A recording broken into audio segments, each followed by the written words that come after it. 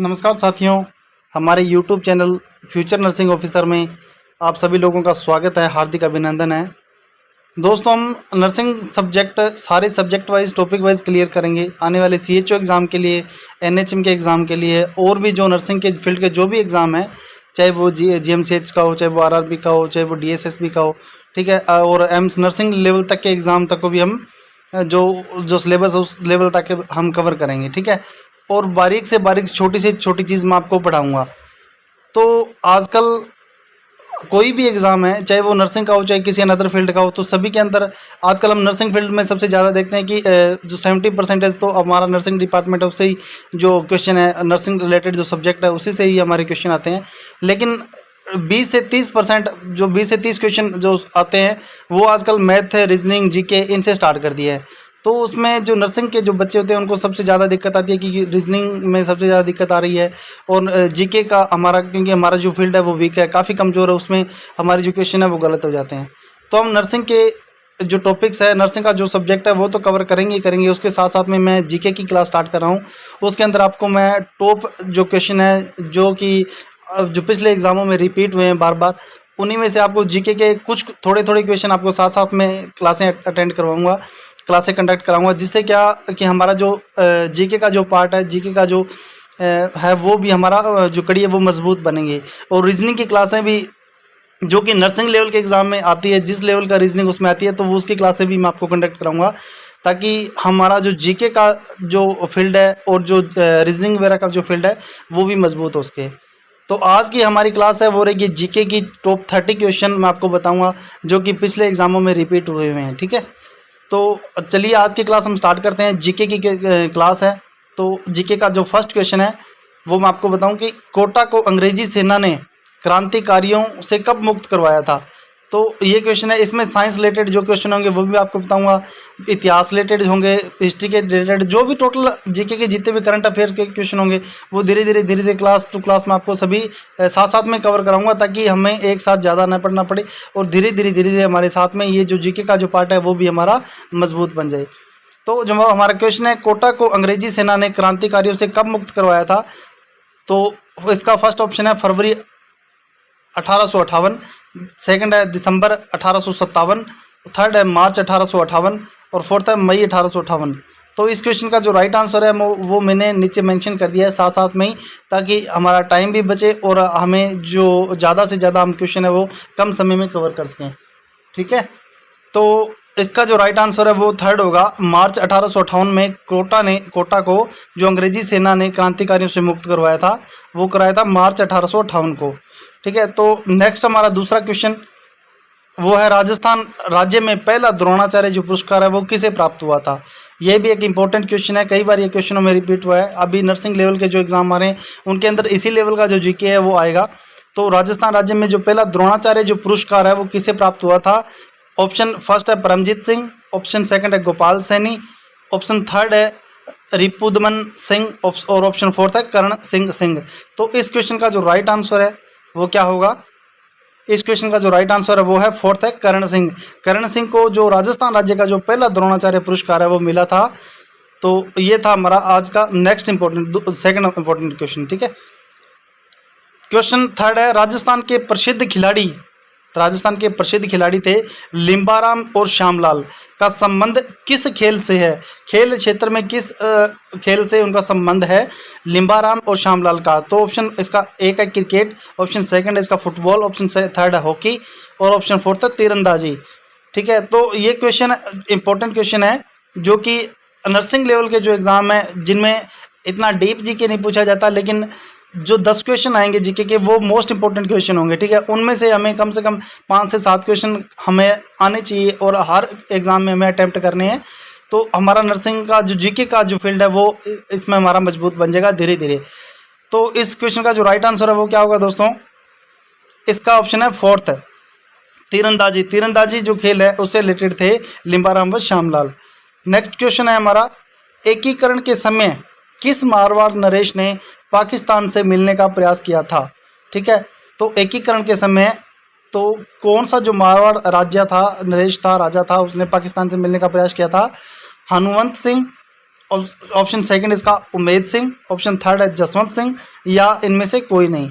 तो इस क्वेश्चन का जो राइट आंसर है वो है एक नंबर हनुमंत सिंह। हनुमंत सिंह जो नरेश था उसने एकीकरण के समय क्या किया था, मारवाड़ नरेश था वो, और उसने पाकिस्तान से मिलने का प्रयास किया था। नेक्स्ट इंपॉर्टेंट क्वेश्चन हमारा है, कालीबाई जिसने डूंगरपुर पुलिस के हाथों अपने अध्यापक को बचाने में अपनी ज़िंदगी दे दी थी, वह कहाँ की रहने वाली थी। कालीबाई थी जिसने डूंगर पुलिस के हाथों अपने अध्यापक को बचाने के लिए, अपनी टीचर को बचाने के लिए क्या करा था, अभी अपनी जो ज़िंदगी है वो निछावर कर दी थी। तो वो कहाँ की रहने वाली थी, तो सागवाड़ा या डूंगरपुर, रास्तापाल या सिमलवाड़ा। ठीक है, तो इस क्वेश्चन का जो राइट आंसर वो क्या है, ऑप्शन थर्ड है रास्तापाल, वो रास्तापाल की रहने वाली थी। नेक्स्ट क्वेश्चन हम पढ़ते हैं, चौहान वंश का संस्थापक जो है वो कौन है। चौहान वंश का जो संस्थापक है या शासक है, संस्थापक शासक है, वो कौन था। ऑप्शन फर्स्ट है वासुदेव, ऑप्शन सेकंड है इसका अर्णोराज, ऑप्शन थर्ड है सोमेश्वर, और ऑप्शन फोर्थ है पृथ्वीराज तृतीय। तो चौहान वंश का जो संस्थापक शासक था वो कौन था, वासुदेव। वासुदेव चौहान जो था वो चौहान वंश का संस्थापक शासक था। नेक्स्ट इंपॉर्टेंट हमारा क्वेश्चन कौन सा है, निम्न में से किस युग्म में खुला परिसंचरण तंत्र होता है। खुला जो परिसंचरण तंत्र है वो कौन से युग्म, कौन से जोड़े के अंदर होता है। तो ये साइंस रिलेटेड जो जीके का क्वेश्चन है वो है। तो फर्स्ट ऑप्शन है इसका केंचुआ तथा जोंक, सेकंड ऑप्शन है मानव एवं व्हेल, ऑप्शन थर्ड है कॉकरोच तथा सिल्वर फिश, और ऑप्शन फोर्थ है टेडपोल लार्वा तथा मछली। तो इस क्वेश्चन का जो राइट आंसर है वो क्या होगा, ऑप्शन थर्ड इसका कॉकरोच तथा सिल्वर फिश। कॉकरोच तथा सिल्वर फिश के अंदर जो है वो खुला परिसंचरण तंत्र होता है। ठीक है, नेक्स्ट है IOL का पूरा नाम। IOL का जो पूरा नाम है वो क्या होगा। ठीक है, और इसका ऑप्शन जो है वो है इंफ्रारेड ओक्यूलर लेंस, या इंट्रा ओक्यूलर लेंस, या ऑप्शन थर्ड है इमेज ऑब्जेक्ट लेंस, या फोर्थ होता है इमेज ओक्यूलर लेंस। ठीक है, तो IOL का पूरा नाम क्या होगा, IOL का पूरा नाम है intra ocular lens, option second इसका जो है राइट आंसर होगा। नेक्स्ट इंपॉर्टेंट MCQ की ओर चलते हैं। तो नेक्स्ट इंपॉर्टेंट MCQ है, परमाणु सिद्धांत जो है वो किसने प्रतिपादित किया था, वो किसने जारी किया था। परमाणु जो सिद्धांत है वो किसने दिया था। इसका ऑप्शन एक है जॉन डॉल्टन, ऑप्शन दो है इसका नील्स बोर ने दिया था, या ऑप्शन थर्ड इसका थॉमसन ने दिया था, या ऑप्शन फोर्थ है रदरफोर्ड। तो कौन से साइंटिस्ट ने ये जो परमाणु सिद्धांत है इसका जो वो किया था, प्रतिपादित किया था, इसको बनाया था। ठीक है, तो इसका जो राइट आंसर है वो क्या होगा, जॉन डॉल्टन। जॉन डॉल्टन नाम का जो वैज्ञानिक था, जो उसने क्या किया था, परमाणु सिद्धांत को प्रतिपादित किया था। नेक्स्ट क्वेश्चन नंबर 10 हम पढ़ेंगे कि किस सूक्ष्म जीव में सजीव एवं निर्जीव दोनों गुण होते हैं। ऐसा कौन सा सूक्ष्म जीव है जिसके अंदर सजीव एवं निर्जीव दोनों गुण होते हैं। तो इसका फर्स्ट ऑप्शन है जीवाणु के अंदर होते हैं, ऑप्शन सेकंड है कवक के अंदर होते हैं, ऑप्शन फोर्थ है विषाणु के अंदर होते हैं, या ऑप्शन फोर्थ है इसका प्रोटोजोआ के अंदर होते हैं। ठीक है, तो इसका जो राइट आंसर है वो क्या होगा, ऑप्शन राइट है इसका थर्ड विषाणु। विषाणु के अंदर जो सजीव और निर्जीव ऐसे दोनों गुण पाए जाते हैं।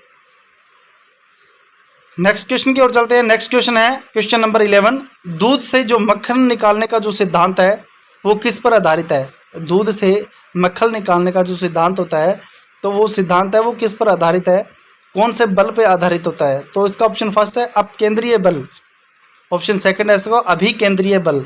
ठीक है, ऑप्शन थर्ड है बल आघूर्ण, और ऑप्शन फोर्थ है संवेग आरक्षण संरक्षण। तो दोस्तों जो CHO का जो एग्ज़ाम आएगा 2025, जो CHO का एग्ज़ाम होने वाला है उसके अंदर एग्ज़ाम जो है वो हिंदी और इंग्लिश दोनों में आएगा। तो अगर मैं यही जीके आपको इंग्लिश में पढ़ाऊंगा तो उसमें क्या आपको समझने में, लैंग्वेज समझने में थोड़ा हार्ड रहेगा, और वो वहाँ पे हमें थोड़ी दिक्कत आती है। तो ये जो जीके की क्लासेस है मैं आपको हिंदी में ही कंडक्ट करवाऊंगा ताकि ज़्यादा से ज़्यादा हमें समझ आ सके, और जो टाइम है वो कम से कम, क्योंकि इंग्लिश के अंदर आप जब हम क्वेश्चन अटैम्प्ट करते हैं तो उसमें टाइम हमारा ज़्यादा लगता है। ठीक है, हिंदी के अंदर जब हम क्वेश्चन करेंगे और हिंदी में ही हमने पढ़ा है तो हमारा जो टाइम है जो काफ़ी बचता है इसके अंदर। ठीक है, तो इसलिए मैं आपको जो जीके की क्लासेस है वो आपको हिंदी में ही कंडक्ट कराऊंगा। रीजनिंग की क्लासेस, जो रीजनिंग के क्वेश्चन करेंगे उसमें हमें थोड़ा टाइम लगेगा, तो उसको भी मैं एक्सप्लेन करके आपको बताऊंगा। तो क्वेश्चन नंबर 11 का जो राइट आंसर है वो क्या होगा, क्वेश्चन इसका राइट आंसर है फर्स्ट नंबर है अपकेंद्रीय बल। ठीक है। नेक्स्ट क्वेश्चन हम पढ़ते हैं, सीएनजी का जो मुख्य घटक है वो क्या है? सीएनजी का जो मुख्य घटक है, ठीक है, तो उस सीएनजी जो गैस होती है उसका जो मुख्य घटक वो कौन सा है, कौन सी गैस होती है? तो ऑप्शन फर्स्ट है इसका मीथेन गैस होती है, ऑप्शन सेकंड है हेक्सेन गैस होती है, या ऑप्शन थर्ड ब्यूटेन गैस होती है, या ये सभी गैसें इसके अंदर इसका जो मुख्य घटक होती है। तो इसका जो राइट आंसर है वो इसका होगा मीथेन गैस। जो मीथेन गैस है वो सीएनजी का जो मुख्य घटक के रूप में मानी जाती है। नेक्स्ट हमारा जो important MCQ question number 13, pituitary ग्रंथि है वो कहाँ स्थित होती है? ठीक है, तो पिट्यूटरी ग्रंथि के बारे में पूछा गया। तो पिट्यूटरी ग्रंथि है वो कहाँ पर स्थित होती है? वो मस्तिष्क के अंदर होती है, या सेकंड ऑप्शन वो ग्रीवा के अंदर होती है, ठीक है, या ऑप्शन थर्ड है इसका वो जननांगों के बीच जो जेनेटल ऑर्गन है उनके बीच में होती है, या ऑप्शन फोर्थ है वो स्टमक यानी कि अमाशय के अंदर होती है। तो पिट्यूटरी ग्रंथि कहाँ पे पाई जाती है? तो इसका जो राइट आंसर है वो क्या होगा दोस्तों? क्योंकि जो साइंस के स्टूडेंट है, जो नर्सिंग के स्टूडेंट उनको सभी को पता होता है, ठीक है, तो ये इसका जो राइट आंसर है पिट्यूटरी ग्रंथि मस्तिष्क के अंदर, ब्रेन के अंदर पाई जाती है। नेक्स्ट हमारा इंपॉर्टेंट एमसीक्यू है क्वेश्चन नंबर 14, निम्न में से किस जंतु में त्वचा एक श्वसन अंग है? ऐसा कौन सा जंतु है जिसके अंदर जो स्किन है वो श्वसन अंग के रूप में काम में आती है? तो ऑप्शन फर्स्ट है इसका कॉकरोच, ऑप्शन सेकंड है इसका मेंढक, और ऑप्शन थर्ड है इसका शार्क, और ऑप्शन फोर्थ है इसका व्हेल। तो जो स्किन है वो श्वसन अंग के रूप में किस मेंढक के अंदर श्वसन अंग के रूप में काम में आती है? तो सेकंड ऑप्शन इसका राइट आंसर है। ठीक है, नेक्स्ट हम पढ़ते हैं कि मारवाड़ का प्रताप किस शासक को कहा जाता है? मारवाड़ का जो प्रताप है वो कौन से शासक को कहा जाता है? तो राव जोधा सिंह ऑप्शन फर्स्ट इसका, ऑप्शन सेकंड है जसवंत सिंह प्रथम, ऑप्शन थर्ड है चंद्रसेन को, या ऑप्शन फोर्थ है इसका मालदेव को। तो इस क्वेश्चन का जो राइट आंसर है वो होगा ऑप्शन थर्ड, चंद्रसेन को जो मारवाड़ का प्रताप है वो कहा जाता है। ठीक है, तो राइट इसका ऑप्शन थर्ड है वो चंद्रसेन जो राइट आंसर होगा। क्वेश्चन नंबर 16 हम पढ़ेंगे कि अलाउद्दीन खिलजी ने किस स्थान को जीतकर उसका नाम खेराबाद रखा था? अलाउद्दीन खिलजी जो शासक था, ठीक है, उसने कौन से स्थान को जीत करके उसका नाम है वो खेराबाद रखा गया था? तो ऑप्शन फर्स्ट है इसका चित्तौड़गढ़, ऑप्शन सेकंड है सिवाना, ऑप्शन थर्ड है जालोर, और ऑप्शन फोर्थ है इसका गागरोन। तो इसका जो राइट आंसर है वो होगा दोस्तों सिवाना। सिवाना जो क्षेत्र है उसको उसने जीत करके उसका नाम है वो खेराबाद रखा गया था। अलाउद्दीन खिलजी ने इसको रखा गया था। ठीक है, नेक्स्ट हम पढ़ेंगे क्वेश्चन नंबर हमारा 17, संप सभा। संप सभा थे उसके संस्थापक कौन थे? उसके ऑर्गेनाइजेशन उसका किसने किया था? तो संप सभा का संस्थापक है वो कौन था? ऑप्शन फर्स्ट है मोतीलाल तेजावत, ऑप्शन सेकंड है गोविंद गिरी, और ऑप्शन थर्ड है इसका भोगीलाल पांड्या, या ऑप्शन फोर्थ है इसका गोकुल भाई भट्ट। तो इसका जो राइट आंसर है वो क्या होगा दोस्तों? सेकंड ऑप्शन हमारा गोविंद गिरी है जो उसका राइट आंसर होगा। संप सभा का संस्थापक है वो कौन था? गोविंद गिरी जी थे। ठीक है, नेक्स्ट हमारा इंपॉर्टेंट एमसीक्यू है, किस राजपूत राज्य के प्रजामंडल की स्थापना कलकत्ता में की गई थी? ऐसा कौन सा राजपूत राज्य था जिसके प्रजामंडल की स्थापना है वो कहाँ की गई थी? वो कलकत्ता के अंदर की गई थी। तो फर्स्ट ऑप्शन है इसका करौली प्रजामंडल, सेकंड इसका है बीकानेर प्रजामंडल, थर्ड इसका है धौलपुर प्रजामंडल, और फोर्थ इसका है झालावाड़ प्रजामंडल। ठीक है, तो इसका जो राइट आंसर है वो क्या होगा? बीकानेर प्रजामंडल। नेक्स्ट हम पढ़ते हैं हमारा इंपॉर्टेंट एमसीक्यू, विख्यात जो गजल गायक है जगजीत सिंह जी, उनका जो पैतृक निवास है वो कौन सा था? पटियाला, श्री गंगानगर, मुंबई या लखनऊ? तो इसका जो राइट आंसर है वो होगा श्री गंगानगर। नेक्स्ट क्वेश्चन है, निम्न में से कौन है वो खेतड़ी जो कि झुंझुनू के अंदर है वहाँ पर आए थे? ऑप्शन फर्स्ट है स्वामी दयानंद जी, ऑप्शन सेकंड है राजा राम मोहन राय, ऑप्शन थर्ड है ईश्वर चंद्र विद्यासागर जी, या ऑप्शन फोर्थ है स्वामी विवेकानंद। जो खेतड़ी यानी कि जो झुंझुनू के अंदर ये स्थान है खेतड़ी, वहाँ पर जो आए थे ऑप्शन फोर्थ इसका राइट आंसर होगा स्वामी विवेकानंद जी।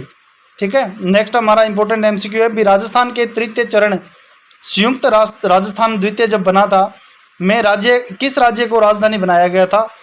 तो राजस्थान निर्माण के जो तृतीय चरण के अंदर जो राजधानी बनाया गया था वो कौन सा राज्य था, कौन सा जो जिला था उसको बनाया गया था? तो वो था ऑप्शन इसका फर्स्ट है जयपुर, सेकंड अलवर, थर्ड कोटा, और ऑप्शन फोर्थ है इसका उदयपुर। तो इसका जो राइट आंसर है वो होगा उदयपुर। उदयपुर को जो है वो राजधानी बनाया गया था राजस्थान निर्माण के तृतीय चरण के अंदर।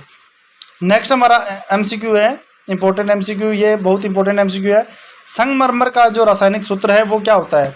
जो संगमरमर होता है उसका जो रासायनिक सूत्र है वो पूछा गया है। तो ऑप्शन फर्स्ट है CaSO4, ऑप्शन सेकंड है CaCO3 और ऑप्शन फोर्थ है CaO और ऑप्शन फोर्थ है MgOH2। तो संगमरमर का जो रासायनिक सूत्र है वो क्या होगा? वो होगा CaCO3। जो ये CO3 है ना, तो ये क्या होगा? संगमरमर का जो रासायनिक सूत्र है वो होगा, इसका राइट आंसर होगा ऑप्शन सेकंड। नेक्स्ट हम पढ़ते हैं क्वेश्चन। सीटी स्कैन के अंदर जो किरणें हैं जिनका उपयोग किया जाता है तो वो कौन सी किरणें होती है? सीटी स्कैन के अंदर जिन किरणों का उपयोग किया जाता है तो ऑप्शन फर्स्ट है इसका अवरक्त किरणें, ऑप्शन सेकंड है प्रास्तरव्य किरणें, ऑप्शन थर्ड है दृश्य किरणें, या ऑप्शन फोर्थ इसका राइट जो क्या होगा? एक्सरे किरणें। जो सीटी स्कैन के अंदर जिन किरणों का उपयोग किया जाता है वो कौन सी किरणें होती है? वो होती है एक्सरे किरणें। तो ऑप्शन फोर्थ इसका जो राइट आंसर होगा। नेक्स्ट हम पढ़ते हैं सबसे बड़ा स्तनधारी जो है वो कौन सा जीव होता है जिसको हम सबसे बड़ा स्तनधारी कहा जाता है?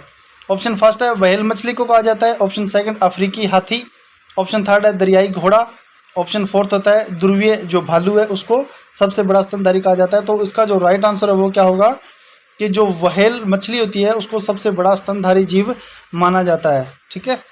नेक्स्ट हमारा जो एमसीक्यू है वो संगणक बोला जाता है कंप्यूटर को।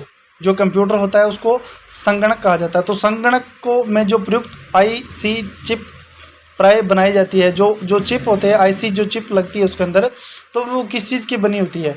तो ये क्वेश्चन है, तो इसका जो ऑप्शन फर्स्ट है लेड से बनी होती है, ऑप्शन सेकंड होता है क्रोमियम से बनी होती है, या ऑप्शन थर्ड इसका सिलिकॉन से बनी होती है, या फिर वो स्वर्ण यानी कि सोने से बनी होती है, गोल्ड से बनी होती है।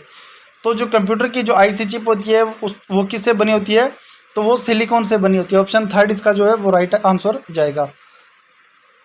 नेक्स्ट है मच्छरों के नियंत्रण हेतु जो प्रयोग में आने वाली लार्वा भक्षी जो मछली होती है तो वो कौन सी मछली होती है? तो ये क्वेश्चन तो जो नर्सिंग लेवल के बच्चे हैं सभी को पता होना चाहिए। ऑप्शन फर्स्ट है हिल्सा मछली, ऑप्शन सेकंड है लेबियो, ऑप्शन थर्ड है गंबूशिया और ऑप्शन फोर्थ है इसका मिस्टस। तो हमें सभी को पता ही है, जो छोटे सब सेंटर है या हॉस्पिटल्स है जहाँ पर सभी जगह मछली पालन के अंदर ये बनाया होता है, स्कूलों में भी आजकल हमने देखा होगा, तो वहाँ पर जो गंबूशिया मछली है ऑप्शन थर्ड इसका जो राइट आंसर होगा। मच्छरों के नियंत्रण के लिए जो गंबूशिया मछली है उनको रखा जाता है, पाला जाता है, तो इसका जो राइट आंसर जाएगा वो गंबूशिया मछली जाएगा। नेक्स्ट 27 नंबर एमसीक्यू, प्रकाश वर्ष की इकाई क्या है? किसकी प्रकाश वर्ष है वो किसकी इकाई है? जो प्रकाश वर्ष है वो किसकी यूनिट है? तो फर्स्ट है दूरी की, सेकंड है समय की, ऑप्शन थर्ड है प्रकाश की तीव्रता की, ऑप्शन फोर्थ है द्रव्यमान की। तो इसका जो राइट आंसर है वो क्या जाएगा? तो जो ऑप्शन फर्स्ट है दूरी की, जो हम मानते हैं दूरी को जो इसकी इकाई है प्रकाश वर्ष है वो दूरी की इकाई को माना जाता है। नेक्स्ट है प्लाज्मोडियम परजीवी का वाहक है। प्लाज्मोडियम जो परजीवी है उसका वाहक कौन सा जीव है, क्या चीज़ है? तो उसका फर्स्ट ऑप्शन है कीट होता है जो परजीवी का वाहक है, या ऑप्शन सेकंड मच्छर इसका वाहक होता है। प्लाज्मोडियम का जो वाहक है वो मच्छर है, या उसका ऑप्शन थर्ड मक्खी होता है, या जो जुएँ होती है इसका वो वाहक है। तो इसका जो राइट आंसर वो जाएगा ऑप्शन सेकंड मच्छर। प्लाज्मोडियम का जो परजीवी वाहक होता है वो होता है मच्छर। क्वेश्चन नंबर 29 इसका किस में ध्वनि अधिकतम होता है? जो ध्वनि है, ध्वनि का जो सबसे ज़्यादा है वो किस में पाया जाता है?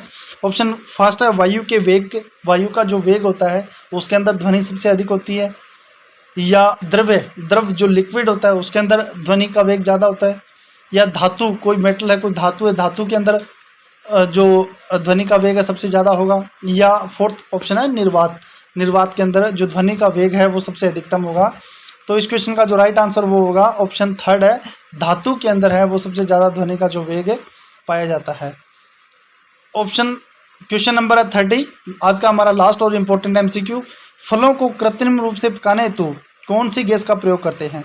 फलों को कृत्रिम रूप से हम पकाए जाते हैं। हमने कई बार देखा होगा कि सीज़न से पहले ही सब्जियां आ जाती है, फ्रूट्स बाज़ार के अंदर आ जाते हैं, अभी कोई सीज़न नहीं आया है, सीज़न से पहले ही उनको स्टोर करके रखा जाता है, या उनको टाइम से पहले ही जैसे फलों के अंदर जैसे फ्रूट्स आ जाते हैं तो उनको जो पकाया जाता है कृत्रिम रूप से उनको, तो उनके अंदर कौन सी जो गैस है उसका प्रयोग किया जाता है? ऑप्शन फर्स्ट है एसिटिलीन, तो ऑप्शन थर्ड है, सेकंड है एथिलीन, ऑप्शन थर्ड है एथेन, या ऑप्शन फोर्थ है इसका कार्बन डाइऑक्साइड। तो फ्लोर को कृत्रिम रूप से पकाने के लिए जिस गैस का प्रयोग करते हैं तो उसका राइट आंसर हुआ ऑप्शन नंबर थर्ड, एथिलीन।